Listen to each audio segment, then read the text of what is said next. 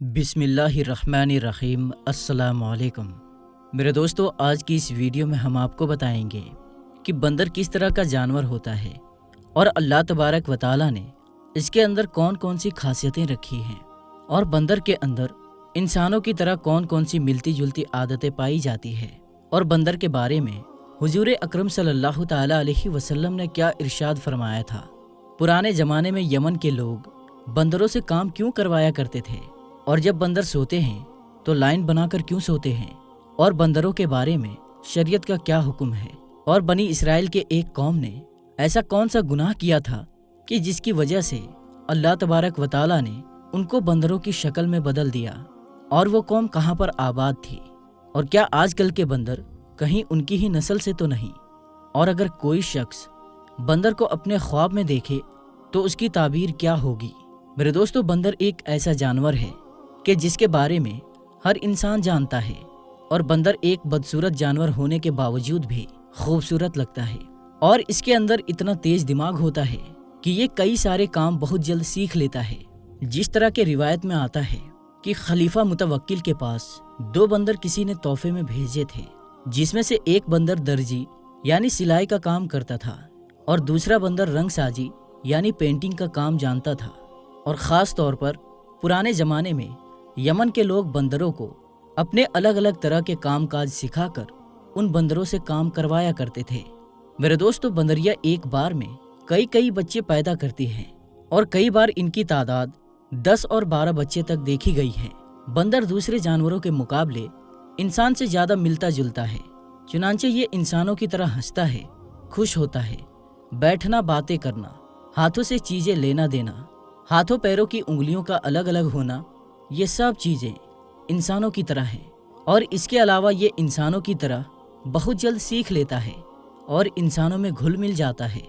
ज़रूरत के वक्त पिछले दोनों पाँव पर खड़ा होना, आँखों में ऊपर और नीचे पलकों का होना, पानी में गिरकर डूब जाना, नर और मादा का जोड़ा होना, मादा को शर्म होना और औरतों की तरह अपने बच्चे को गोद में लिए फिरना, ये तमाम किस्म की आदतें इंसानों में भी पाई जाती है और बंदरों के सिवा दूसरे जानवरों में बहुत कम पाई जाती है। और जानवरों की जानकारी रखने वालों का कहना है कि बंदरों में एक ख़ास बात यह भी है कि जब ये सोते हैं तो एक दूसरे से मिलकर लाइन लगाकर सोते हैं। जब ये सारे बंदर नींद में होते हैं तो लाइन के बाएं तरफ का पहला बंदर जाग जाता है और एक आवाज़ निकालता है, जिससे इसके बगल का दूसरा बंदर जाग उठता है और फिर वो भी ऐसी ही आवाज़ निकालता है और इस तरह एक के बाद दूसरे तमाम बंदर जाग जाते हैं और पूरी रात भर में वो कई बार ऐसा करते हैं। इसकी वजह यह है कि बंदर एक उछल कूद और घूमने फिरने वाला जानवर है। ये रात कहीं और गुजारता है और सुबह कहीं और। बंदर के हवाले से इमाम बहक्की ने हज़रत अबू हुरैरा रदी अल्लाह ताला अन्हो से एक रिवायत नकल की है कि नबी करीम सल्लल्लाहु ताला अलैहि वसल्लम ने इरशाद फरमाया कि तुम दूध में पानी ना मिलाया करो, क्योंकि तुमसे पहले एक आदमी दूध में पानी मिलाकर बेचा करता था। बस एक दिन उसने एक बंदर खरीदा और उसको अपने साथ लेकर समुद्री सफ़र पर रवाना हुआ। चुनांचे जब कश्ती समुद्र के बीच पहुंच गई तो बंदर ने अपने मालिक के दीनार की थैली उठाई और कश्ती के ऊपरी हिस्से पर चढ़ गया और वहां से उसने थैली खोलकर 1 दीनार कश्ती में और 1 दीनार समुद्र में फेंकना शुरू किया, यहाँ तक कि वो थैली खाली हो गई। इस तरह उसने पानी की कीमत पानी में और दूध की कीमत कश्ती में बराबर डाल दी। मेरे दोस्तों, इस रिवायत से हमें ये पता चलता है कि हमें भी किसी किस्म की मिलावट नहीं करनी चाहिए, क्योंकि हुजूर अकरम सल्लल्लाहु ताला अलैहि वसल्लम ने इरशाद फरमाया, जिसका मफहूम कुछ इस तरह है कि जिसने मिलावट की वो हम में से नहीं। मेरे दोस्तों, हज़रत अकरमा रदी अल्लाह ताला अन्हो बयान करते हैं कि मैं एक मरतबा हज़रत इब्ने अब्बास रदी अल्लाह ताला अन्हो की खिदमत में हाजिर हुआ। आप रदी अल्लाह ताला अन्हो उस वक्त कलाम पाक की तिलावत कर रहे थे और आंखों से आंसू बह रहे थे। ये वाक़या आप रदी अल्लाह ताला अन्हो की आंखों की रोशनी ख़त्म होने से पहले का है। मैंने अर्ज किया, मैं आप रदी अल्लाह ताला अन्हो पर कुर्बान जाऊं, आप क्यों रो रहे हैं? आप रदी अल्लाह ताला अन्हो ने जवाब दिया कि इस आयत ने मुझको रुला रखा है। फिर आप रदी अल्लाह ताला अन्हो ने आयत तिलावत फरमाई, जिसका मफहूम है, वस्अलहुम अनिल करियतल्लती कानत हादिरतल बहर, उस बस्ती के बारे में जो साहिल बहर पर वाक़ई थी, यानी दरिया के किनारे पर थी। हजरत अकरमा रदी अल्लाह ताला अन्हो कहते हैं, फिर आप रदी अल्लाह ताला अन्हो ने मुझसे मालूम किया कि क्या तुम उनको जानते हो। मैंने पूछा कि ईला क्या चीज़ है।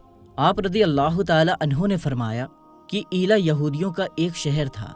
इस शहर वालों पर अल्लाह तबारक व तआला ने सनिच्चर के दिन मछली का शिकार हराम कर दिया था, और सनिच्चर के दिन बहुत ही मोटी और बड़ी बड़ी मछलियाँ बहुत ज़्यादा दरिया में आती थी। मगर जब सनिच्चर का दिन नहीं होता था तो यहूदियों को मछली पकड़ने में बड़ी मेहनत करनी पड़ती थी।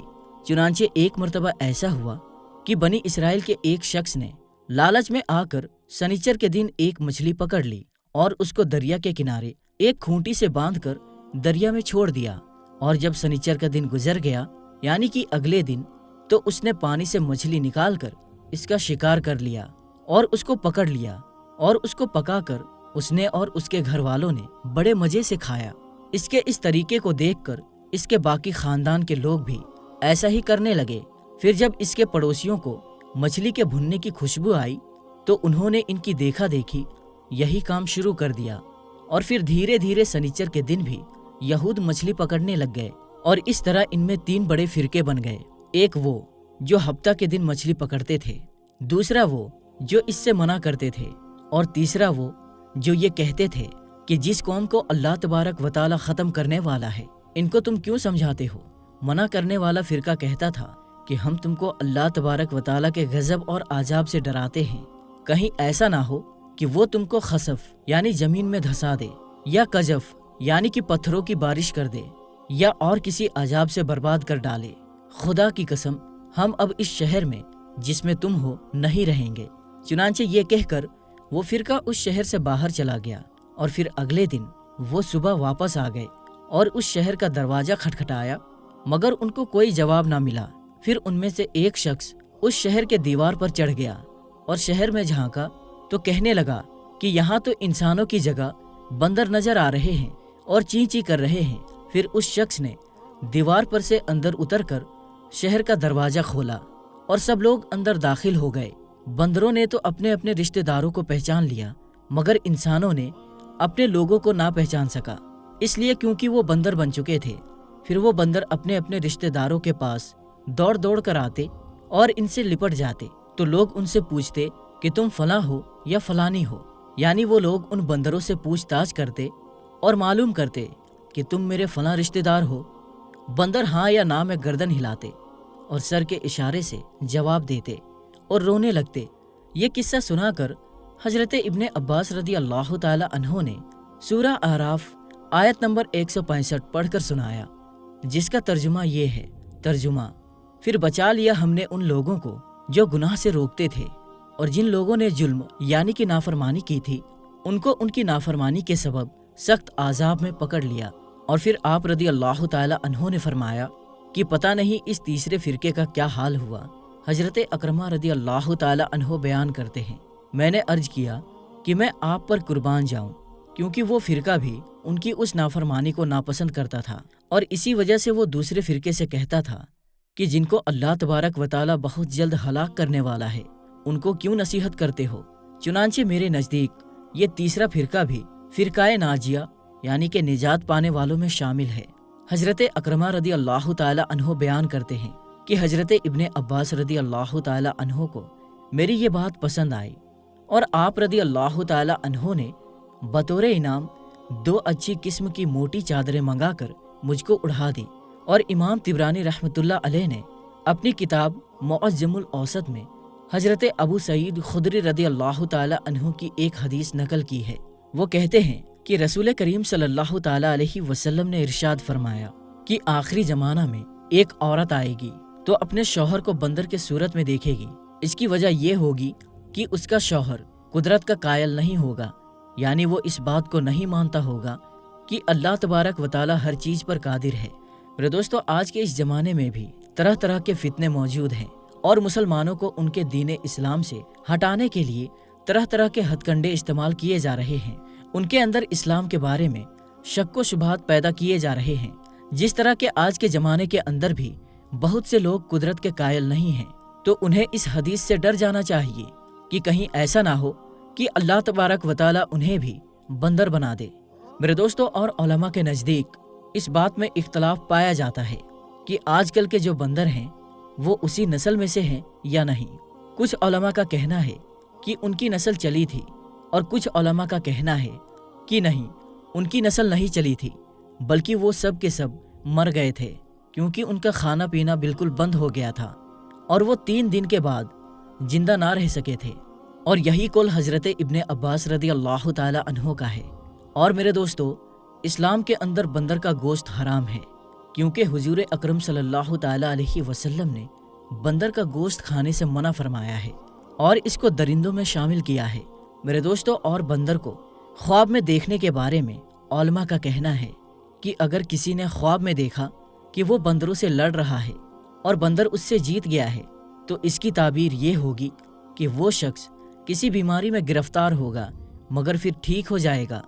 اور کبھی کبھار بندر کو خواب میں دیکھنے کی تعبیر بیماری سے دی جاتی ہے، اور اگر کسی شخص نے خواب میں بندر کا گوشت کھایا تو اس کی تعبیر یہ ہوگی کہ وہ کسی ایسی بیماری میں گرفتار ہوگا جس کا کوئی علاج کامیاب نہیں ہوگا۔ اور اگر کسی شخص نے خواب میں دیکھا کہ بندر اس کو دانتوں سے کاٹ رہا ہے تو اس کی تعبیر یہ ہوگی کہ اس کا کسی سے جھگڑا ہوگا۔ اور اگر کسی نے خواب میں دیکھا کہ وہ کھانا کھا رہا ہے اور اس کے دسترخوان پر بھی بندر موجود ہے تو اس کی تعبیر یہ ہوگی کہ کسی بڑے گناہ کی وجہ سے اس کو ملی ہوئی نعمت اس سے چھن جائے گی۔ اللہ و رسول زیادہ بہتر جانتے ہیں۔